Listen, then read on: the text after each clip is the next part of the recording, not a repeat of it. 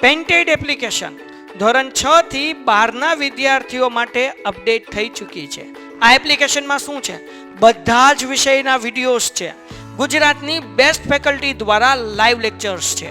IMP પ્રશ્ન છે, test series છે અને ગુજરાતના તમામ વિદ્યાર્થીઓ સાથે તમે તમારી કમ્પેરિઝન કરી શકો છો. ગેમિફિકેશન છે અને બીજું ઘણું બધું. તો તમે એપ્લિકેશન ડાઉનલોડ ન કરી હોય તો ડિસ્ક્રિપ્શનમાં લિંક આપી છે. હમણાં જ પ્લે સ્ટોર ઉપર જાઓ અને એપ્લિકેશન ડાઉનલોડ કરો. ઘરે બેઠીને સરસ મજાનું ગુજરાતની જોરદાર ફેકલ્ટી સાથે ભણો, સારા માર્ક્સે પાસ થાઓ. આપણે અટક્યા હતા શેરના પ્રકારો. છેલ્લી વાર લાસ્ટ જ્યારે લેક્ચર હતો ત્યારે આપણે એમ વાત કરી દીધી હતી કે શેરના કયા કયા જે છે એ ભાગો હોય છે. એમાં સત્તાવાર મૂડી, બહાર પાડેલી શેર મૂડી, ભરપાઈ થયેલી શેર મૂડી, મંગાવેલી અને ભરપાઈ થઈ ચૂકેલી શેર મૂડી. બરાબર, એનું બહુ સરસ મજાનું જે છે ઉદાહરણ શેરનું મેં તમને સમજાવ્યું હતું કે ભાઈ સત્તાવાર મૂડી કોને કહેવાય, બહાર પાડેલી શેર મૂડી કોને કહેવાય, ભરાયેલી શેર મૂડી કોને કહેવાય, મંગાવેલી અને ભરપાઈ થયેલી શેર મૂડી કોને કહેવાય, એ બાબત વિશે આપણે વાતચીત થઈ ગઈ હતી. બરાબર, જંગમ એટલે મેઇન કંપનીની જે મૂળ આપણે કહેવાય ને સૌથી અગત્યની એવી મિલકત હોય જંગમ મિલકત કહી શકાય એમ સામાન્ય ભાષામાં. પ્રેફરન્સ શેર બે માંથી એક જે છે 4 કે 5 માર્કમાં, 4 માર્કમાં તે 5 માર્કમાં તો પત્ર આવી શકે, પણ જો તમારા સાહેબને કે મેડમને 5 માર્કમાં જો આ ક્વેશ્ચન નાખવાનો થાય તો નાખી શકે. બે શેરમાંથી એક શેરનો પ્રકાર પૂછી શકે, કાં તો ઇક્વિટી શેર એટલે શું, કાં તો પ્રેફરન્સ શેર એટલે શું. ઇક્વિટી શેરના કેટલા પ્રકાર કીધા છે આપણે? 3 પ્રકાર. એક સામાન્ય, અન્ય અને સ્વેટ ઇક્વિટી શેર. બરાબર, ચાલો એમાં પહેલું છે ઇક્વિટી શેરમાં સામાન્ય ઇક્વિટી શેર. એમાં શું કીધું? ના વાંધો નહીં. જે શેર પર ડિવિડન્ડ મેળવવા તથા મૂડી પરત મેળવવા અંગે પ્રેફરન્સ શેર હોલ્ડર પછી હક મળતો હોય તેને સામાન્ય રીતે ઇક્વિટી શેર કહેવાય. તમને એમ થાય કે સર બે તો શેર જ છે ને, બે તો કહેવાય છે શું, શેર જ છે ને, પણ ઇક્વિટીમાં અને પ્રેફરન્સમાં ફેર શું? તો સામાન્ય એક વર્ડ આપણે સમજીએ. પ્રેફરન્સ વર્ડ જે છે તમે ઇંગ્લિશમાં સાંભળ્યો હશે. બરાબર, નોકરી દેવા કે કોઈ પણ કામમાં જે છે એમ આપણે કહેતા હોય કે ભાઈ આને પ્રેફરન્સ વધારે આપજો, મીન્સ કે આને માન્યતા વધારે આપવાની. માની લો કે તમે કોઈ જોબ કરવા માટે ગયા હો અને તમારા કોઈ ઓળખીતા હોય તો એ કહી શકે કે આ મારા ઓળખીતા છે, આને પ્રેફરન્સ પહેલા આપજો. મીન્સ કે આને તક કેવી આપવાની? પહેલા આપવાની અન્ય કરતા. તો સેમ આમાં એવું છે, શેર જ છે બે, પણ આમાં થાય કેવું, શેર પર તમને શું મળે બેટા? શેર પર શું મળે? ડિવિડન્ડ મળે. બરાબર, અને કંપની જ્યારે પૂરી થાય અથવા તો કંપનીનું જ્યારે વિસર્જન થાય ત્યારે તમને પૈસા શું મળે? તમારા પાછા મળે ને. બરાબર, બે શેરમાં પૈસા પાછા મળે. પણ ઇક્વિટી શેર કોને કહેવાય? કે જે શેર પર ડિવિડન્ડ મેળવવાનો તથા મૂડી પરત ક્યારે? વિસર્જન સમય, કંપની જ્યારે એન્ડ થાય ત્યારે. તો ડિવિડન્ડ મેળવવાનો અને મૂડી પરત મેળવવાનો પ્રેફરન્સ શેર હોલ્ડરો પછી હક મળતો હોય તેને સામાન્ય ઇક્વિટી શેર કહે છે. મીન્સ કે જ્યારે પણ કંપનીનું ડિવિડન્ડ ચૂકવાતું હોય ને, જ્યારે પણ કંપનીનું ડિવિડન્ડ ચૂકવાતું હોય ત્યારે સૌથી પહેલા ડિવિડન્ડ કોને મળે? પ્રેફરન્સ શેર વાળાને મળે. સમજાય કે ન સમજાય? પછી પૈસા વધે તો ઇક્વિટી શેર વાળાને ડિવિડન્ડ મળે. સેમ માની લો કે કંપનીનું વિસર્જન થયું ને, બધાને પૈસા શું કરવાના છે? પરત કરવાના છે. તો સૌથી પહેલા નાણાં પ્રેફરન્સ શેર વાળાને પરત કરવામાં આવશે. સૌથી પહેલા નાણાં કોને આપવામાં આવશે? પ્રેફરન્સ શેર વાળાને. ઇક્વિટી શેર વાળાને બધાને પૈસા ચૂકવાઈ જાય, પછી જો પૈસા વધે તો એને એના નાણાં પરત મળે, એની મૂડી પરત મળે, બાકી એની મૂડી પરત મળે નહીં. એટલે આમાં સલામત શેરનો પ્રકાર કયો હતો? ઇક્વિટી કે પ્રેફરન્સ? સેફ કયા? પ્રેફરન્સ સેફ કહેવાય ને. બરાબર, કારણ કે ડિવિડન્ડ એ પહેલા મળે અને ઇનકેસ કંપનીનું વિસર્જન થઈ ગયું તો પૈસા કેવા મળશે આપણને? પહેલા મળશે. પણ અત્યારે મોસ્ટ ઓફ કંપની કેવા શેર બહાર પાડે છે? અમુક જ કંપની જે છે એ પ્રેફરન્સ શેર બહાર પાડે છે. હાલમાં જેટલા પણ આઈપીઓ અને એફપીઓ તમે બધા જોવો છો એ બધા કયા શેર છે? ઇક્વિટી શેર છે. પ્રેફરન્સ શેર બહુ ઓછા બહાર પડે છે. સમજાય કે ના સમજાય? બરાબર, તો અગેન સાવ સિમ્પલ એન્ડ શોર્ટ ડેફિનેશન કે ડિવિડન્ડ મેળવવાનો અને મૂડી પરત મેળવવાનો હક કોની પછી મળતો હોય? પ્રેફરન્સ શેર હોલ્ડર પછી મળતો હોય એવા શેર એટલે કેવા શેર? સામાન્ય ઇક્વિટી શેર. બરાબર, હવે એની લાક્ષણિકતા જે પૂછાય છે. બરાબર, ચલો લાક્ષણિકતામાં પેલું હું કીધું સાચા માલિકો. હવે હું તમને એમ કહું સાચો માલિક એને કહેવાય કે જે જોખમ લે, કહેવાય કે ન કહેવાય? સાચો માલિક એને કહેવાય જે જોખમ લે, જે નાણાં રોકે. બરાબર, સમજાય કે ન સમજાય? પ્રેફરન્સ શેરમાં કેવું છે, તમે પૈસા રોકી દીધા તોય તમારે કઈ ચિંતા છે નહીં, ટાઈમ ટુ ટાઈમ ડિવિડન્ડ મળવાનું છે ને પૈસા મીન્સ કે કંપની જ્યારે વિસર્જન થશે ત્યારે પૈસા કેવા મળશે, વહેલા પરત મળશે. બરાબર, એટલે કઈ ચિંતા હોતી નથી. જોખમ પ્રેફરન્સ શેર વાળાને કેવું હોય છે, સાવ ઓછું હોય છે. તો બધું જોખમ ઉપાડે છે કોણ? ઇક્વિટી શેર વાળા ઉપાડે છે ને, કારણ કે એ લોકો તો પૈસા દે છે, એ લોકોને ડિવિડન્ડ પછી મળે ને મૂડી પરત મળે પછી સાવ. તો સાચા માલિકો કોને કહેવાય? જે જોખમ ઉપાડે. તો ઇક્વિટી શેર હોલ્ડરને કેવા કીધા છે? સાચા માલિકો. વન લાઇનર ક્વેશ્ચન અથવા તો 2 માર્ક્સના ક્વેશ્ચનમાં પૂછાઈ શકે ઇક્વિટી શેર હોલ્ડર્સ કંપનીના સાચા માલિકો છે, જણાવો. સમજાય કે ન સમજાય? તો કઈ રીતે લખવાનું? આ પ્રકારના શેર હોલ્ડર કંપનીના સાચા માલિકો કે વફાદાર સાથી કહેવામાં આવે છે કારણ કે તેઓ પ્રેફરન્સ શેર હોલ્ડર કરતા વધુ જોખમ ઉપાડે છે. એ લોકોને એક જોખમ રહે કે અમને લગભગ ડિવિડન્ડ મળશે તે નહીં મળે. જો નફો વધ્યો તો ડિવિડન્ડ મળશે, નહીતર ડિવિડન્ડ મળશે નહીં. કંપની વિસર્જન પામી, પૈસા વધ્યા તો પૈસા પાછા આવશે, નહીતર પૈસા પાછા આવશે નહીં. એટલે જોખમ સૌથી વધારે કોણ ઉપાડે છે? ઇક્વિટી શેર હોલ્ડર, સામાન્ય ઇક્વિટી શેર હોલ્ડર. એટલે એને શું કીધા છે? કંપનીના સાચા માલિકો. બીજું કીધું છે મતાધિકાર. આ લોકોને મત આપવાનો અધિકાર હોય છે. કંપનીની જે કાંઈ પણ સભા થાય તેમાં એ લોકો પોતાનો મત આપી શકે છે.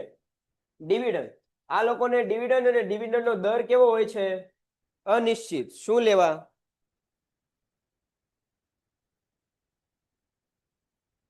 નથી મળતું. બધાને પૈસા ચૂકવાય જાય, નફામાંથી બધાને ડિવિડન્ડ મળી જાય, પછી પૈસા વધે તો ડિવિડન્ડ મળે, પૈસા ન વધે તો ડિવિડન્ડ મળે નહીં. એના કારણે ડિવિડન્ડનો દર કેવો હોય? અનિશ્ચિત. પ્રેફરન્સ શેર વાળાને દર કેવો હોય? નિશ્ચિત હોય. એ લોકોને મળવાના જ.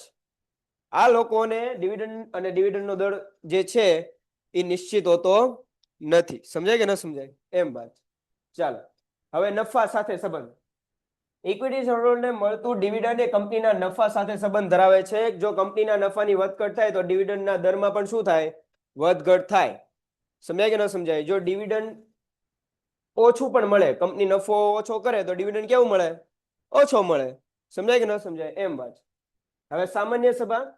કંપનીની સામાન્ય સભામાં હાજર રહેવાનો, મત કરવાનો તથા સંચાલકોને ચૂંટવાનો અધિકાર ઇક્વિટી શેર હોલ્ડરને મળે છે. કંપનીના મેઇન હેન્ડલર, કંપનીના સંચાલકો કોને રાખવા, બરાબર, ડાયરેક્ટર્સ કોને રાખવા, એને ચૂંટવાનો અધિકાર કોને હોય છે? ઇક્વિટી શેર હોલ્ડરને હોય છે. મૂડી પરત. મૂડી પરતમાં શું કીધું છે? સામાન્ય રીતે ઇક્વિટી શેર મૂડી કંપનીના અસ્તિત્વ દરમિયાન પરત કરવામાં આવતી નથી ભાઈ. કંપનીનું જાલગી અસ્તિત્વ છે. માની લો કે તમે ઇક્વિટી શેર લીધા મારી કંપનીના, જ્યાં સુધી તમે શેર વેચતા નથી ત્યાં સુધી તમે કંપનીના શું છો? માલિકો છો. તમે કંપનીના શેર વેચી દીધા તો તમારી માલિકીમાં શું થઈ જશે? ફેરફાર થઈ જશે. પણ આમાં થાય કેવું કે ભાઈ માની લ્યો તમે શેર તમારી પાસે જ રાખ્યા, તમે વેચ્યા નથી, તો તમને તમારા પૈસા ક્યારે પરત મળશે? જ્યારે કંપનીનું અસ્તિત્વ પૂરું થઈ જાય, તો કંપનીનું વિસર્જન થાય ત્યારે. બાકી વિસર્જન ન થાય ત્યાં સુધી પૈસા પરત આવતા નથી. ને અગેન વિસર્જન સમયે પ્રેફરન્સ શેર હોલ્ડરને મૂડી પરત કર્યા બાદ જો રકમ વધે તો ઇક્વિટી શેર હોલ્ડરને મૂડી મળે, બાકી મૂડી મળે નહીં. લાભ અને વળતર.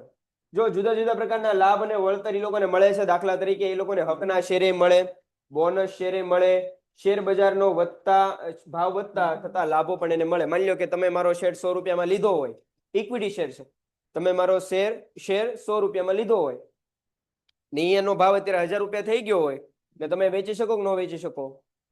વેચી દો ને, બરાબર. જો તમને એમ લાગે કે હજી એના ભાવ વધશે તો તમે શું રાખો? શેર સાચવીને રાખો. એટલે ભાવ વધઘટ થાય તો એનો ફાયદો પણ એ લોકોને મળે છે, બરાબર. અને આની નોંધણી જે છે એ માન્ય શેર બજારમાં થતી હોવાથી ખરીદ વેચાણ કેવી રીતે થઈ શકે છે? સરળતાથી થઈ શકે. અત્યારે મેં શેર ખરીદ્યો હોય તો અત્યારે હું શેર વેચી શકું, કારણ કે એ શું હોય? માન્ય શેર બજારમાં નોંધાયેલો. સમજાય કે ન સમજાય? બરાબર, ઈઝી છે.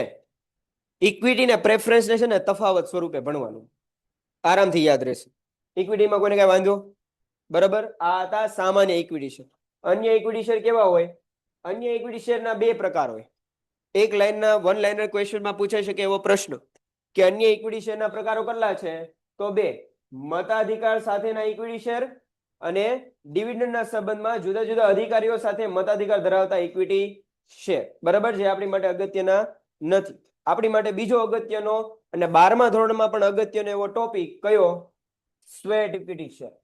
ઓકે, પૂછાયો હતો ને? હા સર, માન્ય શેરમાં શું કહેવાય?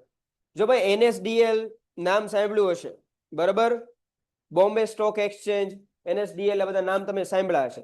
એ માન્ય શેર બજાર છે. દાખલા તરીકે તમારે શાકભાજી લેવા જવું હોય તો તમારા ગામ કે શહેરમાં એક સ્પેસિફિક જગ્યા હશે, ત્યાં શાકભાજી વેચાતું હશે, ત્યાં બધા શાકભાજી વાળા હશે, એ બધા પોતપોતાના શાકભાજી વેચતા હશે. તમારા શહેર કે ગામની એક નિશ્ચિત એવી જગ્યા હોય ને, તો સેમ શેરનું ખરીદ વેચાણ કરવા માટેની એક નિશ્ચિત જગ્યા, બરાબર, એને શું કહેવામાં આવે? માન્ય શેર બજાર. જો આનું નામ જ છે શેર બજાર. સમજાય કે ન સમજાય? સરસ. 12માં આવશો ને એટલે આમથી ડિટેલમાં મેં કીધું ને, 12માં એસપીસીસી નું એસપી નો પહેલો ચેપ્ટર આ છે, શેર બહાર પાડવા અંગેની વિધિ. બરાબર, બહુ સરસ ચેપ્ટર છે. ચાલો, સ્વેટ ઇક્વિટી શેર પ્રેફરન્સ ની જેમ જ તે. આમાં શું લખેલું છે?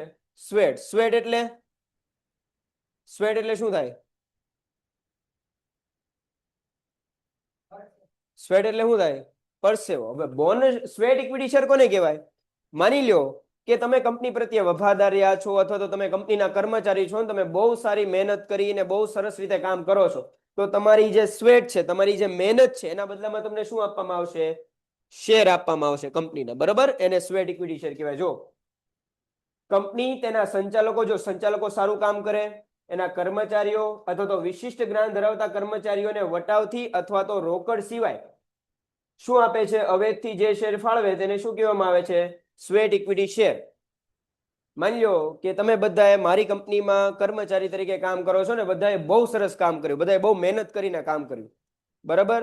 તો હું તમારાથી ખુશ થઈને તમને પૈસા નથી આપતો.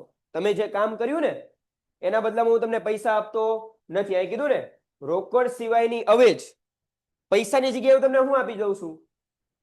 શેર આપી દઉં છું. કયા? Equity share. તો એને કયા શેર કહેવાય? Sweat equity share. કોને કોને મળી શકે? તો કંપનીના સંચાલકો હોય એને મળી શકે, કર્મચારીઓને મળી શકે, અથવા તો વિશિષ્ટ જ્ઞાન ધરાવતી કર્મચારી, અથવા તો તમે કોઈ સ્પેશિયલ વ્યક્તિને હાયર કર્યો હોય એને પણ તમે પૈસાની જગ્યાએ શું આપી શકો છો? સ્વેટ ઇક્વિટી શેર આપી શકો છો. શેર બજારમાં જે ભાવ હોય તેના કરતા નીચા ભાવે ઓફર કરવામાં આવે છે. દાખલા તરીકે, બરાબર, માની લો કે મારી કંપનીનો શેરનો ભાવ જે છે એ અત્યારે હાલ માન્ય શેર બજારમાં 1000 રૂપિયા બોલે છે. કેટલા રૂપિયા બોલે છે? 1000 રૂપિયા. હવે કોઈને મારો શેર ખરીદવો હોય તો એને કેટલા રૂપિયા દેવા પડશે? 1000 રૂપિયા દેવા પડશે. પણ અહીંયા શું કીધું? માન્ય શેર બજારનો જે ભાવ હોય એના કરતા કેવા ભાવે ઓફર કરવામાં આવે છે? નીચા ભાવે. પણ કે આ કેવા છે?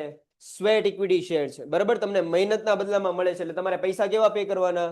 ઓછા પે કરવાના. બરાબર, દાખલા તરીકે 1000 રૂપિયાનો હોય તો 800 રૂપિયામાં કે 600 રૂપિયામાં જે છે એ ઇક્વિટી શેર આપે. માન્ય શેર બજાર કરતા કેવા ભાવમાં? ઓછા ભાવમાં. સમજાય કે ન સમજાય? બરાબર, જેથી સામેવાળાને ફાયદો રહે. હું તમને એમ કહું 1000 નો શેર તમને 600 માં મળે, બરાબર, તો સારું જ તે ને? બરાબર, બજારમાં 1000 રૂપિયા બોલે છે, તમને 600 માં મળે છે, તો સારું જ કહેવાય ને? એમ. પણ એ કોને મળે? અગેન સમજી લેજો, સંચાલકો, કર્મચારીઓ અને વિશિષ્ટ જ્ઞાન ધરાવતી કર્મચારીઓ, જેને વટાવથી અથવા તો રોકડ સિવાયની અવેજથી શું બહાર પાડવામાં આવે? શું આપવામાં આવે? શેર બહાર પાડવામાં આવે, અને સ્વેટ ઇક્વિટી શેર કહેવાય. બરાબર, હવે એના ફાયદા શું? વળતર સ્વરૂપે આપી શકે. વળતર એટલે ફી કહી શકો, પગાર કહી શકો, કમિશન કહી શકો, બરાબર. આ બધાના બદલામાં તમે શું આપી શકો? સ્વેટ ઇક્વિટી શેર આપી શકો છો. બીજું, કર્મચારીઓને આ પ્રકારના શેર મળતા પગાર ઉપરાંત કંપનીના શેર ઉપર ડિવિડન્ડ સ્વરૂપે આવક થાય છે. તમે લોકો બહુ સરસ રીતે મારી કંપનીમાં કામ કરતા હતા, તમને પગાર તો મળે જ છે, બધાને પગાર મળે જ છે, પણ તમે બહુ સરસ કામ કર્યું એટલે મેં તમને શું આપ્યા? સ્વેટ ઇક્વિટી શેર આપ્યા. હવે તમને પગારે મળવાનો છે, હવે શેર છે તમારી પાસે, તો તમને ટાઈમ ટુ ટાઈમ શું મળવાનું છે? ડિવિડન્ડ મળવાનું જ છે. તો પગારે મળે ને ડિવિડન્ડ મળે, ડબલ આવક થઈ ને? એમ. તદુપરાંત કર્મચારીઓને શેર હોલ્ડરનો અધિકાર મળતો હોવાથી માલિકનો ભાવ પણ ઉત્પન્ન થાય છે. શેર ખરીદો એટલે કંપનીના શું બનો? માલિક બનો ને. તો કર્મચારી પ્લસ માલિક બનવાની તક તમને મળે. એ જે કંપની ડિસાઈડ કરી, કંપનીના નફાના આધારે નક્કી થાય કે કંપનીનું ડિવિડન્ડ કેટલું આપવું.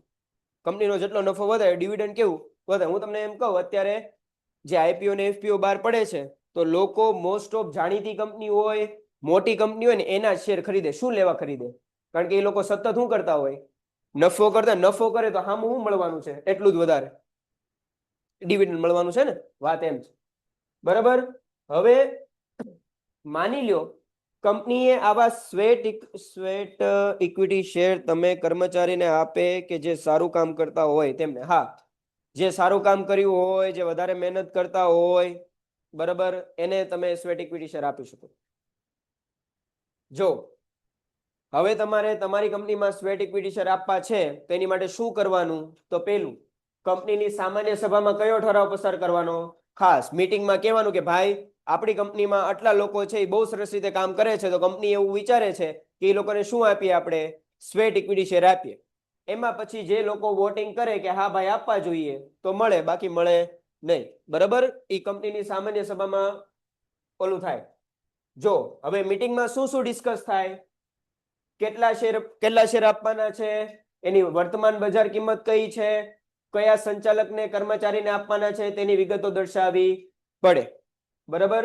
મીન્સ કે તમને લોકોને કેટલા શેર દેવાના છે, તમારા બધાના નામ, હાલમાં એ શેરની બજાર ભાવ શું છે એ બધું લખવું પડે, એ જણાવવું પડે. બરાબર. કંપની ધારાની જોગવાઈનું પાલન તેમજ શેર બજારના નીતિ નિયમો અનુસાર નોંધણી કરાવવી જરૂરી છે. આની નોંધણી કરાવવી પડે. જાહેર કંપની ધંધો શરૂ કરવાનું પ્રમાણપત્ર મેળવે ત્યારથી 1 વર્ષ પછી આ પ્રકારના શેર બહાર પાડી શકે છે. The most IP one liner question ને એમસીક્યુ માટે. ખાનગી કંપની માટે તો ઈઝી છે, પણ કઈ કંપની કીધી છે? જાહેર કંપની ધંધો શરૂ કરી દે, એનું પ્રમાણપત્ર એને મળી જાય, પછી 1 વર્ષ પછી આ પ્રકારના શેર બહાર પડી શકે. આ પ્રકારના એટલે કેવા શેર? Sweat equity share. 1 માર્કમાં ક્વેશ્ચનમાં એમ પૂછે કે જાહેર કંપની કયા પ્રકારના શેર 1 વર્ષ પછી બહાર પાડી શકે, અથવા તો પોતાની નોંધણીના પ્રમાણપત્ર મેળવ્યા બાદ 1 વર્ષ પછી બહાર પાડી શકે, તો સ્વેટ ઇક્વિટી શેર આવશે. બરાબર. ધી મોસ્ટ આઈએમપી એમસીક્યુ માટેનો અગેન ક્વેશ્ચન, જો તમને સ્વેટ ઇક્વિટી શેર મળ્યા હોય તો 3 વર્ષ સુધી તમે માલિકીની ફેરબદલી કરી શકતા નથી. 3 વર્ષ સુધી તમે એ સ્વેટ ઇક્વિટી શેરને વેચી શકો નહીં. તમારે તમારી પાસે જ રાખવા પડે. સમજાય કે ન સમજાય? એમ વાત. હવે જો કંપનીની ભરપાઈ થયેલી કુલ શેર મૂડી. હવે સમજાય ને ભરપાઈ થયેલી ને કઈ શેર મૂડી કહેવાય? આગળ સમજાઈ દીધું તો આ ગયા લેક્ચરમાં. તો શું કીધું? ભરપાઈ થયેલી કુલ શેર મૂડીના કેટલા ટકા? 15% કે 5 કરોડ. વધારે 1 વર્ષમાં આપી શકાતા નથી. તેમજ કુલ મૂડીના 25% કરતા વધુ શેર ફાળવી શકાય નહીં. કુલ શેર મૂડીના 15% કે 5 કરોડથી વધારે આ શેર ફાળવી શકાય નહીં. અને કુલ મૂડી, આ ભરપાઈ થયેલી શેર મૂડી અને કુલ મૂડી, ભરપાઈ થયેલી શેર મૂડીના 15% ને 5 કરોડ, 15% કે 5 કરોડથી વધારે નહીં, અને કુલ મૂડીના 25% કરતા વધારે રકમના આ શેર ફાળવી શકાતા છે નહીં. સાવ ઈઝી ને એટલું જ. સ્વેટ ઇક્વિટી શેર 3 માર્ક માટે આઈએમપી. સામાન્ય ઇક્વિટી શેર 4 માર્કમાં. બરાબર, ધ્યાન રાખજો. સમજાઈ ગયું? બરાબર. સ્વેટ અને સામાન્ય. હવે એના તદ્દન ઉલટું, વિરુદ્ધ કયું? Preference share. હવે સમજો, સેમ જ તે વ્યાખ્યા રહેશે. શું રહેશે? જે શેર પર કંપની નફામાંથી ઇક્વિટી શેર પર ડિવિડન્ડ ચૂકવતા પહેલા ડિવિડન્ડ મેળવવાનો હક હોય, અને જ્યારે કંપનીનું વિસર્જન થાય ત્યારે ઇક્વિટી શેર મૂડી પરત કરતા પહેલા મૂડી પરત મેળવવાનો હક હોય તેને પ્રેફરન્સ શેર અથવા તો પસંદગીના શેર કહેવામાં આવે છે. બીજું તમને એક વન લાઇનર ક્વેશ્ચનમાં આવી શકે કે પસંદગીના શેર કોને કહેવામાં આવે છે? તો પ્રેફરન્સ શેરને કહેવામાં આવે છે. તમારે આની વ્યાખ્યા આવી રીતે લખવી હોય તો એ લખી શકો. બરાબર. કે પ્રેફરન્સ શેર એટલે એવા પ્રકારના શેર જેમાં ઇક્વિટી શેર હોલ્ડરોની પહેલા એમને ડિવિડન્ડ મેળવવાનો હક છે, તથા કંપનીના વિસર્જન સમયે ઇક્વિટી શેર હોલ્ડર કરતા પહેલા મૂડી પરત મેળવવાનો હક છે. એવા પ્રકારના શેર એટલે પ્રેફરન્સ શેર અથવા તો કેવા શેર? પસંદગીના શેર તરીકે ઓળખવામાં આવે છે. સમજાય કે ન સમજાય? બરાબર. સાવ ઈઝી જ છે. ચાલો, ઓલામાં ઇક્વિટી શેરમાં ડિવિડન્ડ કેવું મળતું? પ્રેફરન્સ વાળા પછી. આમાં કેવું મળશે? ઇક્વિટી શેર હોલ્ડર પેલા, ને આ લોકોનો દર કેવો હોય? નિશ્ચિત. ઓલાનો દર નિશ્ચિત હતો? નહોતો. આ લોકોનો દર કેવો હોય? નિશ્ચિત હોય. મૂડી પરત, તો કંપનીનું જ્યારે વિસર્જન થાય બધી જ જવાબદારીઓની ચૂકવણી કર્યા બાદ ઇક્વિટી શેર હોલ્ડરોને પહેલા મૂડી પરત મેળવવાનો હક હોય છે. ઇક્વિટીઓ ચૂકવાઈ જાય, બરાબર, ત્યારે ઇક્વિટી શેર હોલ્ડરોને પછી મૂડી મળે. પહેલા કોને મળે? પ્રેફરન્સ શેરને મળે. સમજાય કે ન સમજાય? પછી મતાધિકાર. જો પ્રેફરન્સ શેર હોલ્ડરને રિલેટેડ કોઈ બાબત હોય, અગેન કંપનીની સામાન્ય કોઈ પણ બાબત હોય એમાં ઇક્વિટી શેર હોલ્ડર જે છે એ વોટ આપી શકે, પણ પ્રેફરન્સ શેર હોલ્ડર એવું કરી શકે નહીં. એ ક્યારે મત કરી શકે? જ્યારે પ્રેફરન્સ શેર હોલ્ડરોને માત્ર તેમના હિત સાથે સંકળાયેલા બાબતોમાં જ મત આપવાનો હક હોય છે. બધી બાબતમાં એ લોકો મત આપી શકે નહીં. એમના લગતા વળગતા પ્રશ્નો હોય તો જ મત આપી શકે, બાકી મત આપી શકે નહીં. જો આ એક સ્થિર આવક છે, નિશ્ચિત આવક છે, અને તમારા પૈસા એ કેવા છે? સલામત છે. જો તમે આવું ઈચ્છતા હો તો રોકાણકારો કયા શેર ખરીદવાનું પસંદ કરે છે? Preference share. બજાર ભાવ, આ શેરની બજાર કિંમત લગભગ સ્થિર રહે છે. જ્યારે વ્યાજના દરના માળખામાં ફેરફાર થાય ત્યારે જ બજાર કિંમતમાં ફેરફાર થાય છે. અગેન વન લાઇનર ક્વેશ્ચનમાં કે એમસીક્યુમાં પૂછવા લાયક ક્વેશ્ચન, કે કયા શેરની બજાર કિંમત લગભગ સ્થિર રહે છે? ઇક્વિટી કે પ્રેફરન્સ? પ્રેફરન્સ. ઇક્વિટી શેરનો જે ભાવ વધઘટ થાય એનો ફાયદો મળે, પણ મોસ્ટ ઓફ આ પ્રકારના શેરની બજાર કિંમત કેવી રહે છે? સ્થિર રહે. જોખમનું પ્રમાણ આમાં કેવું? ઓછું. શું લેવા? કારણ કે ડિવિડન્ડ એ પહેલા મળે ને મૂડી કેવા મળે છે? પહેલા મળી જાય છે, એટલે જોખમ આટલું બધું છે નહીં. હવે પ્રેફરન્સ છે ને બે પ્રકાર કીધા. કેટલા પ્રકાર? બે પ્રકાર.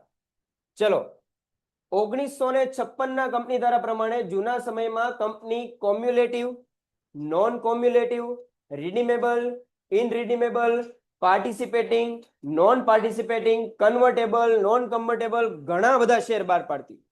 પણ આ કંપની ધારો ક્યારનો છે? 1956. અત્યારે કયો લાગુ છે?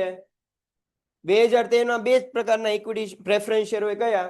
20 વર્ષ પહેલા અને 20 વર્ષ પછી પરત કરી શકાય એવા. આપણી માટે આ કામનું નથી, કારણ કે 1956 ની વાત છે. આપણે અત્યારે અત્યારનો કંપની ધારો જોવાનું કેટલો છે? 2013 નો. ઈ કંપનીના આ કંપની ધારા મુજબ 20 વર્ષ પહેલા પરત કરી શકાય ને 20 વર્ષ પછી પરત કરી શકાય એવા પ્રેફરન્સ શેર હોય છે. બબે માર્ક માટે ધીમો ટાઈમ. 20 વર્ષ પહેલા પરત કરી શકાય એવા એપ્રિલમાં કહેતા, બરાબર, કે પ્રેફરન્સ શેર 20 વર્ષ પહેલા અને 20 વર્ષ પછી પરત કરી શકાય એવા કેવા? વાંધો નહીં, હાલો. આપણે છે નહીં તો આપણે ધ્યાને નથી દેવું, ખોટું પછી હું લેવા બધું બર્ડન લેવું. ચાલો, આ રીતે 4 માર્ક માટેનો તફાવત કયો? ઇક્વિટી ને પ્રેફરન્સ શેર વચ્ચેનો તફાવત. સાવ ઈઝી, સમજાઈ ગયું હોય તો. જો જરૂરિયાત શું છે કે ભાઈ શેર મૂડી બહાર પાડતી કંપની આ પ્રકારના શેર ફરજિયાત બહાર પાડવા પડે છે. આ પ્રકારના શેર બહાર પાડવા કેવા છે? ફરજિયાત છે. આ પ્રકારના શેર બહાર પાડવાની જરૂર રહેતી નથી. એને લાગે તો બહાર પાડી શકે, બાકી લાગી શકે નહીં. આનો દર કેવો હોય છે? ડિવિડન્ડનો? અનિશ્ચિત. આનો કેવો હોય છે? નિશ્ચિત. આ લોકોને કયા અધિકારો મળે? તો સભામાં હાજર રહેવાનો, મત આપવાનો અને સંચાલકોને ચૂંટવાનો. આ લોકોને ખાલી એના હિત સાથે સંકળાયેલી બાબતોમાં જ મત આપવાનો અધિકાર હોય છે. સંચાલકોને ચૂંટવાનો કે એવો કઈ હક હોતો નથી. આનું જોખમ કેવું હોય? વધારે. આનું જોખમ કેવું? ઓછું. રોકાણકારો જેને જોખમ લેવાની તૈયારી હોય, જે હર્ષદ મહેતા હોય, એ ઇક્વિટી શેર લે.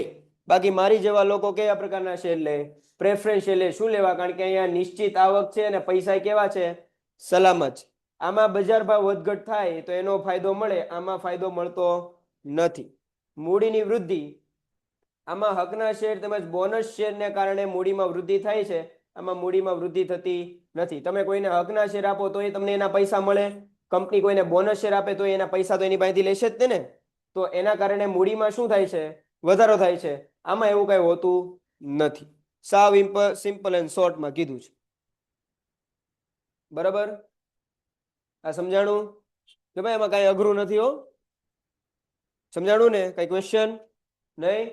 હવે હમણાં એક વસ્તુ સમજાવી દો. હાલો પેલા એ બધું તેલ લેવાઈ ગયું, બરાબર? તો કેમ તમે કોઈ પણ કોમ્પિટિશન જીતો તો સર્ટિફિકેટ મળે, બરાબર? તો તમને તમારું સર્ટિફિકેટ શું કહેવાય એ તમારું એક લીગલ દસ્તાવેજ તમે એને કહી શકો કે ભાઈ તમે મને આવી કહો કે સર હું આ કોમ્પિટિશન જીત્યો કે જીતી, તો એમ કહો કે તમે ખોટું બોલો છો, તો તમે પ્રમાણપત્ર લાવીને મને કહી શકો ને નહીં ખોટું નથી બોલતી, આ શું રહ્યું એનું પ્રૂફ. સમજાય કે ન સમજાય?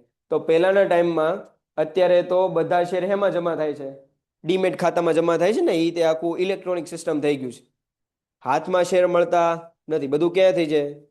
ઓલામાં ડીમેટ ખાતામાં જમા થઈ જાય. પહેલા જો તમે શેર પરચેસ કરો ને તો તમને શું મળતું? એનું પ્રમાણપત્ર મળતું. પ્રમાણપત્રમાં શું લખેલું હોય? તમે કેટલા શેર લીધા ત્યારે એની બજાર કિંમત શું હતી, તમારું નામ, તમારું કંપનીના સભ્યોની જે લિસ્ટ હોય એમાં તમારું નામ છે કે નહીં, એનો રેન્ક, આ તે, કંપનીની સામાન્ય મોહર મીન્સ કે સ્ટેમ્પ, આ બધી બાબત લખેલું હોય ને પછી તમને એ સર્ટિફિકેટ મળે. એ સર્ટિફિકેટ મળે એટલે તમારી પાસે એક પ્રૂફ રહે કે મેં શેર ખરીદેલા છે, અને જ્યારે તમે એ શેર વેચો ત્યારે એ સર્ટિફિકેટ શું કરવું પડે? કંપનીને પરત કરવું પડે. તો એ તો ખબર પડે કારણ કે કંપનીની સામાન્ય મોહર એમાં રહેલી હોય, મીન્સ કે કહેવાય ને સ્ટેમ્પ. હું તમને કહું કે ભાવનગર નાગરિક સહકારી બેંક છે, બરાબર, તો ન્યા જે છે, ન્યા મારા પપ્પાને જે છે એ પહેલા બહુ સમય પહેલા લીધેલા શેર હતા, બરાબર, તો અત્યારે એ ઓલો શું કહેવાય એને ડીમેટ એકાઉન્ટમાં ટ્રાન્સફર કરવાનું કહેતા હતા, પણ અમે લોકોએ ના પાડી કે ડીમેટમાં ટ્રાન્સફર નથી કરવા, તમને શેર સર્ટિફિકેટ આપો. તો એ લોકો અમને શેર સર્ટિફિકેટ આપ્યું. એ શેર સર્ટિફિકેટનું એ લોકો પાસે પોતાનું કાગળ હોય, આપણે કેમ નોટમાં બધી અલગ અલગ પ્રિન્ટિંગ હોય જેના કારણે તમે નકલી નોટ બનાવી શકો નહીં, તો એવી અલગ અલગ પ્રિન્ટિંગ હોય, સિમ્બોલ હોય, બરાબર, જેના કારણે તમે ખોટો શેરનું પ્રમાણપત્ર બનાવી શકો નહીં અને લીગલી એક ઓથોરાઇઝ વસ્તુ રહે. સમજાય કે ન સમજાય? તો એવી રીતે પહેલા થતું, અત્યારે એવું કાંઈ થતું નથી. અત્યારે ડીમેટ ખાતામાં શેર જમા થાય, ધેટ્સ યોર પ્રૂફ. સમજાય કે ન સમજાય? બરાબર, તો આપણે ખાલી સમજવા માટે, માર્ક લેવા માટે ભણવાનું છે, બાકી હમણાં શેરના પ્રમાણપત્ર મળતા નથી. બરાબર, જો તમારા દાદા દાદી કે એની પહેલા જો કોઈ શેર લીધેલા હોય તો લગભગ એને શેર પ્રમાણપત્ર હશે, કારણ કે એ ટાઈમમાં ડીમેટ એકાઉન્ટ હતું નહીં, ત્યારે બધી વસ્તુ આવી રીતે જ થતી. બરાબર, ચાલો. શેર પ્રમાણપત્રનો અર્થ વન લાઇનર ક્વેશ્ચન માટે આઈએમપી. શેર પ્રમાણપત્ર એટલે કંપની દ્વારા શું છે? સામાન્ય મોહર હેઠળ સભ્યોને આપવામાં આવતો દસ્તાવેજ, જે સભ્યોની શું દેખાવે છે? માલિકી. હવે જો સભ્યો એટલે કોણ? જેણે શેર ખરીદ્યા હોય એ કોણ કહેવાય? સભ્ય. સભ્યો છે જેણે શેર ખરીદ્યા છે એ આપોઆપ શું બની જશે? શું બનશે? શું બનશે? માલિક બનશે ને. તમે એમ કહો કે સાહેબ હું રિલાયન્સ કંપનીની માલકીન છું કે રિલાયન્સ કંપનીનો માલિક છું, તો ઓકે, વાંધો નહીં, લાવો શેર સર્ટિફિકેટ. બરાબર, તો તમે એ શેર સર્ટિફિકેટ દેખાડો, એ પ્રૂફ છે. શું પ્રૂફ છે? કે તમે એ કંપનીના શું છો? સભ્યો છો. સભ્યો છો એટલે આપોઆપ તમારી કંપનીમાં શું દેખાડે છે? માલિકી દેખાડે, કારણ કે તમે કંપનીને પૈસા આપ્યા ને. સમજાય કે ન સમજાય? એમ સિમ્પલ એન્ડ શોર્ટ મિનિંગ છે. હિત છે તે માટે પ્રમાણપત્ર મેળવવાનો અધિકાર છે. શેર પ્રમાણપત્ર શેર હોલ્ડર માટે માલિકીના હકનો પ્રાથમિક પુરાવો છે, કારણ કે કંપની સ્વીકારે છે કે પ્રમાણપત્રમાં જેનું નામ દર્શાવવામાં આવ્યું છે તે શેર હોલ્ડર પ્રમાણપત્રમાં દર્શાવે છે એના પ્રકાર અને કિંમતના શેર ધરાવે છે. કંપની એવું સ્વીકારે છે કે જો શેરનું પ્રમાણપત્ર આ ભાઈ કે બેન પાસે છે, જો પ્રમાણપત્રમાં એનું નામ લખેલું છે, મારી દાખલા તરીકે મારું નામ. પેન્ટેડ એપ્લિકેશન ધોરણ 6 થી 12ના વિદ્યાર્થીઓ માટે અપડેટ થઈ ચૂકી છે. આ એપ્લિકેશનમાં શું છે? બધા જ વિષયના વિડીયોઝ છે. ગુજરાતની બેસ્ટ ફેકલ્ટી દ્વારા લાઈવ લેક્ચર્સ છે. આઈએમપી પ્રશ્ન છે, ટેસ્ટ સિરીઝ છે અને ગુજરાતના તમામ વિદ્યાર્થીઓ સાથે તમે તમારી કમ્પેરિઝન કરી શકો છો. ગેમિફિકેશન છે અને બીજું ઘણું બધું. તો તમે એપ્લિકેશન ડાઉનલોડ ન કરી હોય તો ડિસ્ક્રિપ્શનમાં લિંક આપી છે, હમણાં જ પ્લે સ્ટોર ઉપર જાઓ અને એપ્લિકેશન ડાઉનલોડ કરો. ઘરે બેઠીને સરસ મજાનું ગુજરાતની જોરદાર ફેકલ્ટી સાથે ભણો, સારા માર્ક્સે પાસ થાઓ. લખેલું હોય કે ભાઈ આ પ્રમાણપત્રમાં ચૌહાણ કરણભાઈને જે છે એ ઇક્વિટી શેર ખરીદેલા છે, બરાબર, એ શેરનો પ્રકાર કયો છે? તો ઇક્વિટી છે કે પ્રેફરન્સ, એ લખેલું હોય. કેટલા શેર લીધેલા છે એ લખેલું હોય, બરાબર. તો ઈ પ્રમાણપત્ર એક ટાઈપનો શું થયો? મારી માટે પુરાવો થયો, ડોક્યુમેન્ટ થયું, બરાબર, જે દેખાડી શકે કે ભાઈ નહીં, મારી આ કંપનીમાં માલિકી છે. ભાવનગર નાગરિક સહકારી બેંક હોય, બરાબર, તો મારા પપ્પાને એમ કેવું હોય કે ભાઈ આ ભાવનગર નાગરિક સહકારી બેંકમાં મારો તો શું છે? એક કહેંગ્યો એક માલિકી હક છે. હું ભાવનગર નાગરિક સહકારી બેંકનો એક સભ્ય છું. તો એ કઈ રીતે દર્શાવશે? શેરના સર્ટિફિકેટ પડ્યા છે ને એમની પાસે, તો શેરના સર્ટિફિકેટ દેખાડશે તો આપોઆપ સાબિત થઈ જાય. સમજાય કે ન સમજાય? હા, નહીં, એ લોકો એનું આઈડેન્ટિટી કાર્ડ, એ ફોટો નહીં, એ આઈડેન્ટિટી કાર્ડ આપે. એ આ રાજકોટ નાગરિક બેંક ને ભાવનગર નાગરિક બેંક છે ને, એ લોકો આઈડેન્ટિટી કાર્ડ આપે. આપણે કેમ પાસબુક રાખીએ એમ પેલા આઈડેન્ટિટી કાર્ડ આવતા, ના ના આપણે કેમ આઈ કાર્ડ આવે એટલું એવું, ઈ આવતું, ઈ નહીં. આ તો શેરના પ્રમાણપત્રની વાત કરું. ઈ દેખાડે, ઈ એમ કે તમારું આઈ કાર્ડ છે ને, મીન્સ કે તમારું ખાતું બેંકમાં છે. હા, આખા ડબલ ડિજિટ જો પોસિબલ થશે ને તો આવતા શનિવારે હું લેતો આવીશ. બરાબર, એ તમને દેખાડીશ કે આવું એ લોકોનું કાર્ડ હોય. ઈ પાસબુકને રિપ્રેઝેન્ટ કરે અને શેર પ્રમાણપત્ર હેને રિપ્રેઝેન્ટ કરે, માલિકીને રિપ્રેઝેન્ટ કરે. સમજાય કે ન સમજાય? એમ વાત છે. હવે એમાં શું શું દેખાડવામાં આવે, શું શું લખેલું હોય શેરના પ્રમાણપત્રમાં? બરાબર, 3 માર્કમાં પૂછે શકે એવો પ્રશ્ન. શું લખેલું હોય? કંપનીનું નામ અને સત્તાવાર થાપણ, મીન્સ કે કેટલા શેર છે, કેટલી શેર મૂડી છે, આ તે.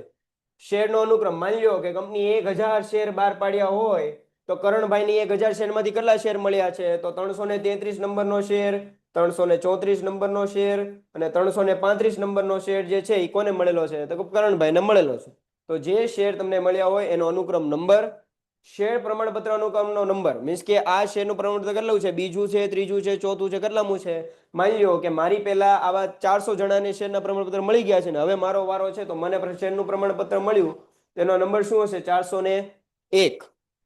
શેર ધારણ કરનારનું નામ અને સરનામું, મારું નામ ને સરનામું, શેરના પ્રકાર અને એની સંખ્યા, એની મૂળ કિંમત અને શેર દીઠ ચૂકવેલી કિંમત, શેર આપ્યાની તારીખ અને એનો દિવસ, સહી કરવાની સત્તા ધરાવનાર સંચાલકોની સહી અને સેક્રેટરીની સહી અને કંપનીનો સામાન્ય મોહર, સ્ટેમ્પ. વાર્તા પૂરી. હા, શેર વેચ્યો એટલે સર્ટિફિકેટ તમારે જમા કરાવવું પડે. બરાબર, ડીમેટમાં આવ્યું કઈ હોતું નથી, તમે ઇઝીલી પેલું કરી શકો. આ બધું પેપરાઇઝ વસ્તુ હતી, સમજો ને તમે? ફિઝિકલ શેર આને કહેવાય. કયા શેર કહેવાય? ફિઝિકલ. મીન્સ કે આ શેર પ્રમાણપત્રને તમે અડી શકો, જોઈ શકો ને, બરાબર, એટલે એ ફિઝિકલ શેર કહેવાય. સમજાય કે ન સમજાય? એમ. હવે એની કંપની ધારાકીય જોગવાઈ, શેર પ્રમાણપત્રમાં કંપની ધારા મુજબ શું હોવું જોઈએ? તો પહેલું જ તે કંપનીની શું હોવી જોઈએ? સ્ટેમ્પ હોવો જોઈએ, કંપનીનો સ્ટેમ્પ, સામાન્ય મોહર હોવી જોઈએ. બીજું, શેર પ્રમાણપત્ર પર કેટલા સંચાલકોએ? 2 સંચાલકો તથા કંપનીનો સેક્રેટરી અથવા તો નિમાયેલ અધિકૃત વ્યક્તિએ શું કરવી પડે? સહી કરવી પડે. પણ ખાસ કરીને આ 2 સંચાલકોને સેક્રેટરીએ તો સહી કેવી કરવાની? ફરજિયાત કરવાની જ તે. હવે સંયુક્ત શેર હોલ્ડર કોને કહેવાય? એના નામમાં જ છે સંયુક્ત. સંયુક્ત એટલે ભેગા.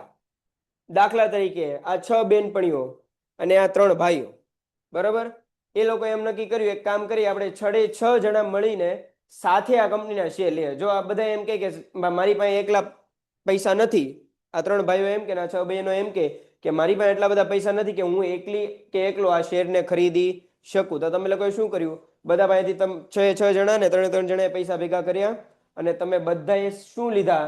શેર લીધા. તો મીન્સ કે શેરમાં હક કેવો? બધાનો. શેર લીધા કોણે? બધાએ. સમજાય કે ન સમજાય? તો એને કયા શેર કહેવાય? સંયુક્ત શેર કહેવાય. સામાન્ય ડેફિનેશન, એકથી વધુ વ્યક્તિ જો સંયુક્ત રીતે શેર ધરાવતી હોય તો દરેક અલગ અલગ પ્રમાણપત્ર આપવામાં આવતું નથી. આ બેનને પ્રમાણપત્ર આપું, આ બેનને આપું, આ બેનને આપું, આ ભાઈને આપું, આ ભાઈને આપું, બધાને એક એકને પ્રમાણપત્ર આપવાનું હોય નહીં. જ્યારે શેર નોંધાવવામાં આવ્યા હોય, જ્યારે એનું જે વ્યક્તિનું, તમારા 6 માંથી કે તમારા 3 માંથી જેનું નામ પહેલા હોય એના નામે શું આપવામાં આવે? પ્રમાણપત્ર આપવામાં આવે. જો લખેલું ને સંયુક્ત શેર પ્રમાણપત્રમાં પ્રથમ શેર હોલ્ડરના નામે સંયુક્ત શેર હોલ્ડરના નામ દર્શાવવામાં આવે છે. મીન્સ કે માની લો કે આ બેનનું નામ પહેલા હોય, બરાબર, તો આ બેનના નામ નીચે આ 5 બહેનોના નામ લખેલા હશે ને બાજુમાં લખેલું છે આ કયા શેર છે? સંયુક્ત શેર હોલ્ડરો છે. સમજાય કે ન સમજાય? આ 3 ભાઈઓ હોય તો આ ભાઈનું નામ પહેલા હોય તો આ 2 ભાઈઓનું નામ નીચે લખેલું હશે ને એમ કીધેલું છે કે આ સંયુક્ત શેર ધરાવે છે. બધાને અલગ અલગ ઇન્ડિવિજ્યુઅલ સર્ટિફિકેટ મળે નહીં. 3 જ વસ્તુ છે. એક, સિક્કો મારેલો હોવો જોઈએ. સિક્કો એ તો આપણે બોલી શકીએ હો, પણ પરીક્ષામાં મોહર લખવાની. સામાન્ય મોહર હોવી જોઈએ. સહી કોણ કરે? 2 સંચાલકો અથવા તો સેક્રેટરી અથવા તો જે તે અધિકૃત વ્યક્તિ નિમાયેલો હોય એવો, ઓફિશિયલ વ્યક્તિ હોય એવો. અને સંયુક્ત શેર હોલ્ડર હોય તો બધાને એક એક પ્રમાણપત્ર મળે નહીં. જેનું નામ શેર હોલ્ડર તરીકે પહેલા હોય એના નામ નીચે બધાના નામ લખેલા હોય. સમજાય કે ન સમજાય? એમ. હે આમ જાય ને કાંઈ નથી. હવે ધી મોસ્ટ આઈપી 2 માર્ક્સનો ક્વેશ્ચન, બરાબર. શેરનું ડીમટીરિયલાઇઝેશન મીન્સ કે ડીમટીરિયલાઇઝેશન એટલે શું? ડીમેટ. હા, પેલા શેરનું પ્રમાણપત્ર મળતું, હવે પ્રમાણપત્ર મળતું નથી. હવે શું થઈ ગયું? ઇલેક્ટ્રોનિકમાં ટ્રાન્સફર થઈ ગયું ને. તો સેમ 2 માર્કના ક્વેશ્ચન માટે આઈએમપી. શેર માલિકીનો હક પ્રાથમિક પુરાવો એટલે શેર પ્રમાણપત્ર. વન લાઇનર ક્વેશ્ચન, એમસીક્યુ માટેનો ખાસ ક્વેશ્ચન કે ભાઈ શેર માલિકીનો હકનો પ્રાથમિક પુરાવો એટલે શું? શેરનું પ્રમાણપત્ર. પણ જો શેરનું પ્રમાણપત્ર તમારથી ખોવાઈ જાય, ચોરાઈ જાય, બળી જાય, નાશ પામે, બગડી જાય, ફાટી જાય, ત્યારે ડુપ્લિકેટ પ્રમાણપત્ર મેળવવા માટે લાંબી અને ખર્ચાળ વિધિમાંથી પસાર થવું પડતું હતું. બરાબર. આ બેનથી માની લો કે શેરના પ્રમાણપત્ર ખોવાઈ ગયા, બરાબર, પણ નામ તો કંપનીમાં ચડેલું હશે જ તે ને. તો એ લોકો શું કરશે? કયું કરશે કે ભાઈ એક ડુપ્લિકેટ અમને સર્ટિફિકેટ કાઢી આપો. પણ એમાં ટાઈમ કેવો લાગતો? વધારે લાગતો. અને ખર્ચે કેવો થતો? વધારે થતો. બરાબર. વળી ફેરબદલી ફોર્મમાં જો સહી મળતી ન આવે કે ખોટી સહી કરેલી હોય, બરાબર, અથવા તો ટપાલ મારફતે ટાઈમ ટુ ટાઈમ તમે મળે નહીં એટલે મુશ્કેલી ઊભી થાય. આ 6 બહેનોની સિગ્નેચર લીધી હોય, 6 માંથી એકની તે સિગ્નેચર મળે નહીં, બરાબર, તો શેરનું પ્રમાણપત્ર ડુપ્લિકેટ મળે નહીં. પોસ્ટ દ્વારા તમને તમારું પ્રમાણપત્ર તમારા ઘરે મોકલવામાં આવે. અંગૂઠો હાલે, અમુક કંપની હોય તો અંગૂઠો ચલાવી લે, પણ જે સહી કરતા હોય એનું, બરાબર, જો સહી ન મળે તો પ્રમાણપત્ર મળે નહીં. બરાબર. એટલે પાછી બધી માથાકૂટી થઈ અને ટપાલ દ્વારા તે ટાઈમ ટુ ટાઈમ તમને શેર સર્ટિફિકેટ મળતા નહોતા. એના માટે શેરનું શું થઈ ગયું? ડીમટીરિયલાઇઝેશન થઈ ગયું. સાવ ઇઝી ને શેર ઇઝી ને સેફ, સોરી, શેરની સાવ ઇઝી ને સેફ એક વ્યાખ્યા કે આજે ભૌતિક એટલે ફિઝિકલ ફોર્મમાં શેર પ્રમાણપત્રને હેમાં ટ્રાન્સફર કરી નાખ્યા? ઇલેક્ટ્રોનિકમાં ટ્રાન્સફર કરી નાખ્યા. જે માટે રોકાણકારે શું અકાઉન્ટ ખોલાવવું પડે છે? ડિપોઝિટરી પાર્ટિસિપન્ટ મીન્સ કે ડિપોઝિટરી પાર્ટિસિપન્ટ એટલે જે આપણે કહેવાય ને શેર દલાલો. શેર દલાલો પાસે કયું ખાતું ખોલાવવાનું? અત્યારે તમારે શેરની લેવેચ કરવી તો કયું ખાતું ખોલાવવું પડે? ડીમેટ ખાતું ખોલાવવું પડે. ડીમેટ ખાતું 10 મિનિટમાં ખુલી જાય. પેલા વાર લાગતી ખાતું ખોલાવવામાં. અત્યારે તમારી પાસે તમારું આધાર કાર્ડ હોય, પાન કાર્ડ હોય, ગ્રો એપ્લિકેશન કે એન્જલોન એપ્લિકેશનમાં જાઓ, બધી ડિટેલ ફિલઅપ કરો, ઓટીપી આપો, 10 થી 15 મિનિટમાં તમારું જે છે ખાતું તૈયાર થઈ જાય. આસાનીથી તમે શેરની ખરીદ વેચાણ તરત તમે કરી શકો છો. પેલા વાર લાગતી. બરાબર. તો આ બધું બન્યું છે શેના કારણે? હા, મધ્યસ્થી કહી શકો. મધ્યસ્થી કહી શકાય. કારણ કે તમે કંપનીની હારવાર ડાયરેક્ટ વાત કરવા નથી જતા. તમારી બધી વાત કે બધી વસ્તુ કોણ કરે છે? એ દલાલ કે મધ્યસ્થી. બરાબર. તો એને ડિપોઝિટરી પાર્ટિસિપેટ કરવામાં આવી, તમારું શું ખોલાવી આપે છે? ડીમેટ ખાતું ખોલાવી આપે છે. અગેન એમસીક્યુ અને વન લાઇનર ક્વેશ્ચનનો એક ક્વેશ્ચન આવે છે કે 1992 શેની સ્થાપના થઈ? સેબી. બરાબર. Security exchange board of India. શું ફૂલ ફોર્મ છે? Security exchange board of India. 1992 આની સ્થાપના થઈ અને મેઇન મથક ક્યાં છે એની? મેઇન ઓફિસ મુંબઈમાં. 1991 કયો કાયદો આવ્યો? 10મું ધોરણ, ચેપ્ટર નંબર 15, નહીં 15 ની 16. 10મું ધોરણ, ચેપ્ટર નંબર 16. ઓપ્શન થોડા, એમાં તો ઓપ્શન થોડા, 3 વસ્તુ જ હતી. 1991 નો કાયદો 3 વસ્તુ બદલાવી હતી ભાઈ. એટલે યાદ જ હોય ને. તો પછી આ ભણશો તો એ નહીં યાદ હોય. હા, જો ખાનગીકરણ, ઉદારીકરણ અને વૈશ્વિકરણ. ક્યારે કાયદો આવ્યો તો? એ 1991માં. એટલે એમાં ગવર્મેન્ટ કેવી પેલું શું કર્યું? ઉદારીકરણ. એટલે ગવર્મેન્ટે જે કાંઈ પણ રૂલ્સ એન્ડ રેગ્યુલેશન હતા એ કેવા કરી નાખ્યા? ઈઝી કરી નાખ્યા. બરાબર. હવે ઈઝી કરી નાખ્યા એની માટે શેરનું ખરીદ વેચાણ કેવું ગવર્મેન્ટે બનાવ્યું? ઈઝી. એટલે 1991માં ઈ કાયદો આવ્યો અને એની પછી 1992માં કયો શેની સ્થાપના થઈ? સેબીની, security exchange board of India. એનું વડું મથક ક્યાં? મુંબઈમાં. ભાઈ ઉપર જેણે જવાબ આપ્યો છે એને ખૂબ અભિનંદન. બરાબર. મને અત્યારે નામ નથી દેખાતા, પણ જેણે જવાબ આપ્યો છે ધેટ્સ વેરી નાઇસ. સરસ. હવે જો તમારે શેરની ખરીદ વેચાણ કરવી હોય, લે વેચ કરવી હોય, તો તમારે ડિપોઝિટરી પાર્ટિસિપન્ટ પાસે કયું ખાતું ખોલાવવાનું? ડીમેટ ખાતું ખોલવાનું. હવે કઈ રીતે ખોલાવી શકાય અને ક્યાં ખોલાવી શકાય? બરાબર. તો રોકાણકારો પોતાના ભૌતિક શેર ઇલેક્ટ્રોનિક સ્વરૂપે પોતાના ડીપી એટલે ડિપોઝિટરી પાર્ટિસિપન્ટ ખાતામાં જાળવે છે ભારતમાં બે પ્રકારની એક એવી સંસ્થા છે કે NSDL અને CDSL. બરાબર, સમજાય કે ન સમજાય? આ બધું 12મા માં આવશે. તમે જ્યારે ડીમેટ એકાઉન્ટ ખોલાવો ને ત્યારે આ બે જગ્યાએ તમને નોંધવામાં આવે. ક્યાં તમારી નોંધણી થાય? NSDL માં અને CDSL માં. આ બેમાં તમારું નામ નોંધાવવામાં આવે. ડીમેટ ખાતું જ્યારે તમે ખોલો ને ત્યારે આ બેમાં તમારું નામ નોંધાઈ જાય. બરાબર, પછી તમે શેર, બોન્ડ કે અલગ અલગ સિક્યોરિટી સાચવવાની જવાબદારી આ બધી શેર, બોન્ડ અને સિક્યોરિટી આ બધી જવાબદારી કોની છે સાચવવાની? NSDL એન્ડ CDSL ની. અગેન 12મા ધોરણમાં આવશો એટલે આ ડિટેલમાં આવશે.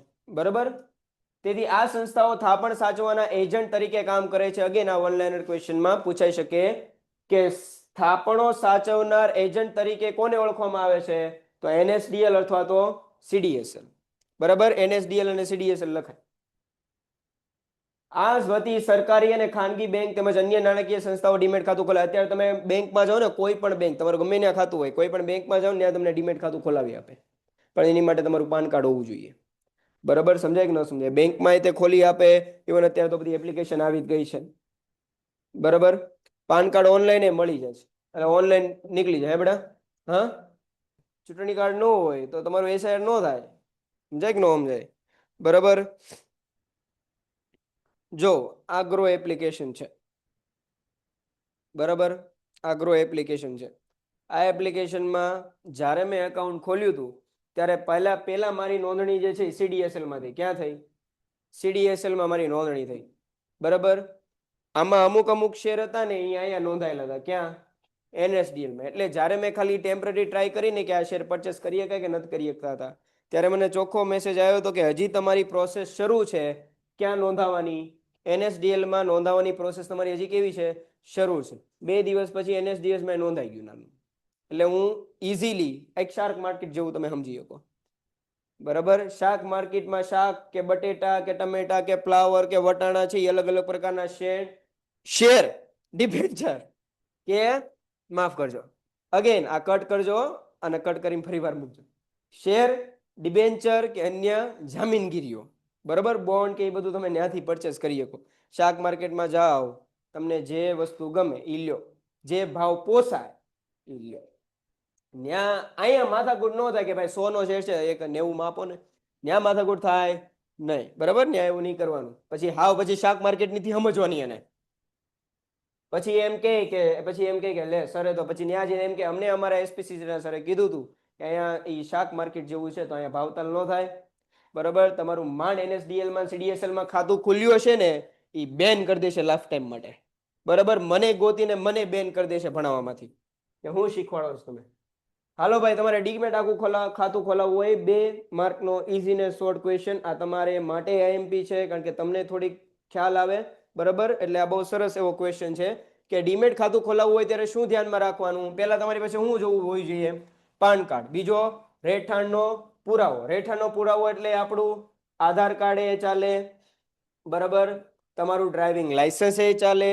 લાઇટ બિલની કોપી તે ચાલે.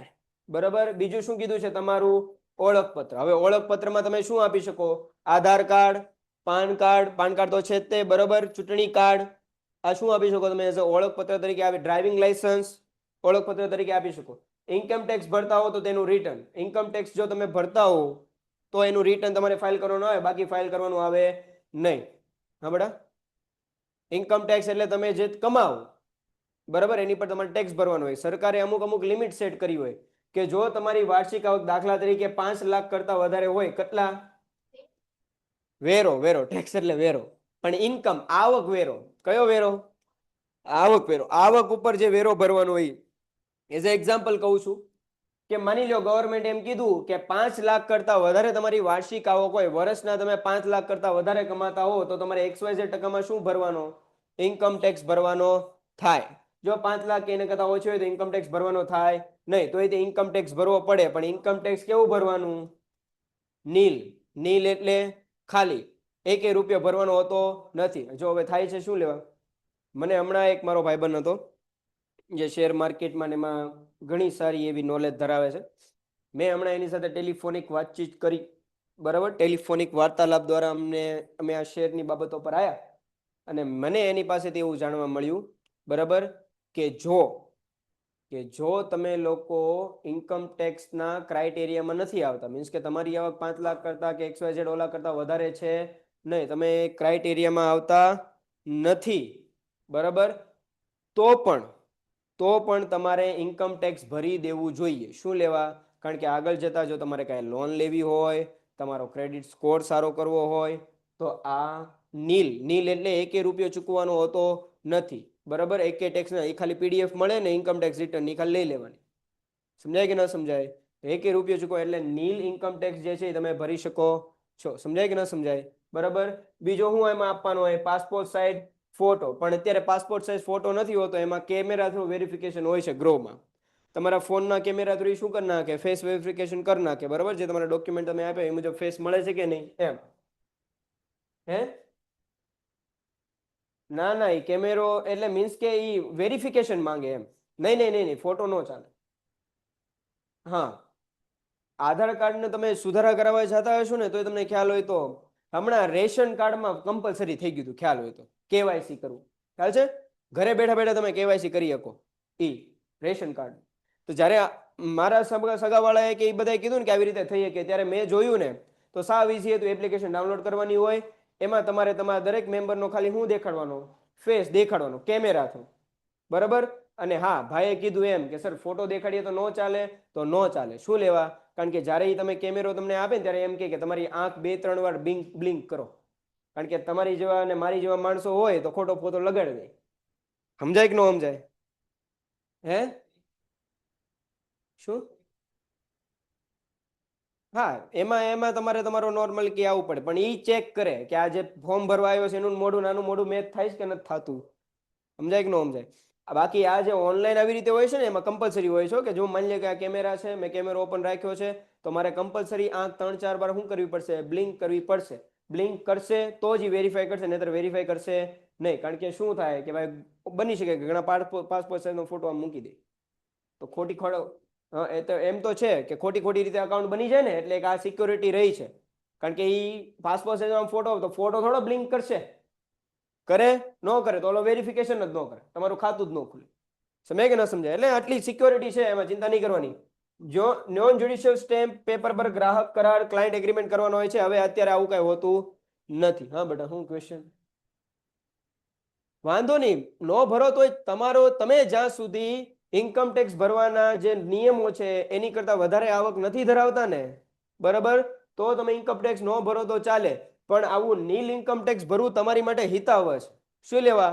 આગળ જતા જ્યારે લોન લેવાની જરૂર પડી ને તો તમે ઇન્કમ ટેક્સ રિટર્ન બેંકને દેખાડો ને તો એ તમને લોન મે બી પૂરું કરી શકે. કારણ કે એ પુરાવો છે ને તમારી માટે કે તમે ઇન્કમ ટેક્સ નીલ તો નીલ, શું વાંધો છે? પૈસા ક્યાં ભરવાના છે? સમજાય કે ન સમજાય? એટલે નીલ ઇન્કમ ટેક્સ ભરી દેવું તમારી માટે હિતાવહ છે. ઇન કેસ જો તમે ઇન ફ્યુચર લોન લેવી કે તમારે કંઈક થયું હોય, ઇવન હે બેટા, હા, ઇન્કમ ટેક્સમાં જે પૈસા હોય એ લોકો જમા રાખે, પછી આખી ઓલી પ્રોસેસ કરે કે આના પૈસા, આના ક્રાઇટેરિયા ક્યાંથી આવ્યા છે, ક્યાંથી નથી આવ્યા, બરાબર. પછી ગવર્મેન્ટની સિક્યોરિટીઝ ગવર્મેન્ટની ઓલામાં જમા થાય અને પબ્લિક વેલફેર માટે વપરાય, પબ્લિકના. પણ એની પ્રોસેસ બહુ લાંબી હોય આખી. સમજાય કે ન સમજાય? પછી એને પેલા અપ્રૂવ કરવાનું કે આને પૈસા ક્યાંથી લાયા, ઇન્કમ ક્યાંથી કરી, આ પૈસા ક્યાંથી આવ્યા, ગોલ્ડ, આટલું બધું નથી પકડાતું હમણાં? ગોલ્ડ આ તે બધું પકડાય છે, તો ક્યાંથી આવ્યું, કેમ આવ્યું, બરાબર. સમજાય કે ન સમજાય? આ બેન પૂછે સર ઇન્કમ ટેક્સમાં રિટર્ન કેટલું ભરવાનું? એ તમારી ઇન્કમ પર ડિપેન્ડ છે બેટા. તમે 5 લાખ કરતા વધારે, 6 લાખ, 10 લાખ, 15 લાખ, સરકારે ક્રાઇટેરિયા નક્કી કરતી હોય કે XYZ ઇન્કમ કરતા વધારે તમારી આવક હોય, બરાબર, તો તમારે 15%, 20% એમ ક્રાઇટેરિયા સરકારે નક્કી કરેલા હોય. સમજાય કે ન સમજાય? એ મુજબ તમારો ટેક્સ નક્કી થાય. તમારી આવક પર ટેક્સ નક્કી થાય બેટા, વર્ષમાં કેટલું કમાવશો ને એની પર એમ. બરાબર. ચાલો, આજનો છેલ્લો ટોપિક ડીમેટ ખાતાની ખર્ચાઓ. કે ડીમેટ ખાતા ખોલાવવામાં કેટલો ખર્ચો થાય છે? અત્યારે રૂપિયો ખર્ચાતો નથી, અત્યારે ફ્રીમાં ખુલી જાય છે. કેટલીક બેંકો આનો શું લે છે? ચાર્જ લે છે. કેટલી બેંકો ચાર્જ લેતી નથી. આમાં મેન્ટેનન્સ ચાર્જ લેવામાં આવે છે, બરાબર. પણ ઘણી બધી અત્યારે સોશિયલ એપ્લિકેશન છે, ગ્રો ને એવી બધી, એ લોકો એમ કહે છે કે અમે આ ચાર્જ કેવો લઈએ છીએ? સૌથી ઓછો લઈએ છીએ. એટલે તમારે પૈસા કેવા પે કરવાના? ઓછા પે કરવાના. કસ્ટોડિયન ફી એટલે શું? કે ડીમેટ ધારક ખાતામાં કેટલા શેર રહ્યા છે તેના આધારે 10 મહિને ફી ભરવાની હોય છે. બરાબર, એ આખી અલગ પ્રોસેસ છે, આપણે એમાં બહુ નહીં જઈએ. સોદાઓની ફી લે વેચ અંગે જો સોદા થાય તો આ આધારે ફી લેવામાં આવે છે. જો અહીંયા ધ્યાન આપજો, ગવર્મેન્ટ છે ને, તમે જે શેરનું ખરીદ વેચાણ કરો ને, માની લો કે તમે શેર વેચી દીધા તો તમારે એની પર શું ભરવી પડે? લગભગ સ્ટેમ્પ ડ્યુટી તમારે ભરવી પડે. સ્ટેમ્પ ડ્યુટી એટલે સમજો, જવા દો ને, આટલું રવા દો. તમારે ટેક્સ ભરવો પડે. શું ભરવો પડે? સિમ્પલ એન્ડ શોર્ટ લેંગ્વેજમાં ટેક્સ ભરવો પડે. તમે શેર વેચો છો તો ગવર્મેન્ટ એમાંથી શું લે છે? ટેક્સ લે છે. સમજાય કે ના સમજાય? બરાબર, એમ આખી બાબત છે. એટલે જ્યારે આવા જે કઈ પણ સોદાઓ થાય એના આધારે ગવર્મેન્ટે ટેક્સ લે. અને જો તમે કોઈ શેર દલાલ રાખ્યો હોય, બરાબર, જે તમારી વતી શેરની ખરીદ વેચાણની કામગીરી કરતો હોય, તો એનું કમિશન કેવું ચૂકવવાનું? અલગ. અત્યારે શેર દલાલની જગ્યા કોણે લઈ લીધી છે? ગ્રો, એન્જલ વન, એ બધી એપ્લિકેશન. પેન્ટેડ એપ્લિકેશન ધોરણ 6 થી 12ના વિદ્યાર્થીઓ માટે અપડેટ થઈ ચૂકી છે. આ એપ્લિકેશનમાં શું છે? બધા જ વિષયના વિડીયોઝ છે. ગુજરાતની બેસ્ટ ફેકલ્ટી દ્વારા લાઈવ લેક્ચર્સ છે. આઈએમપી પ્રશ્ન છે, ટેસ્ટ સિરીઝ છે, અને ગુજરાતના તમામ વિદ્યાર્થીઓ સાથે તમે તમારી કમ્પેરિઝન કરી શકો છો. ગેમિફિકેશન છે અને બીજું ઘણું બધું. તો તમે એપ્લિકેશન ડાઉનલોડ ન કરી હોય તો ડિસ્ક્રિપ્શનમાં લિંક આપી છે. હમણાં જ પ્લે સ્ટોર ઉપર જાઓ અને એપ્લિકેશન ડાઉનલોડ કરો. ઘરે બેઠીને સરસ મજાનું ગુજરાતની જોરદાર ફેકલ્ટી સાથે ભણો, સારા માર્ક્સે પાસ થાઓ.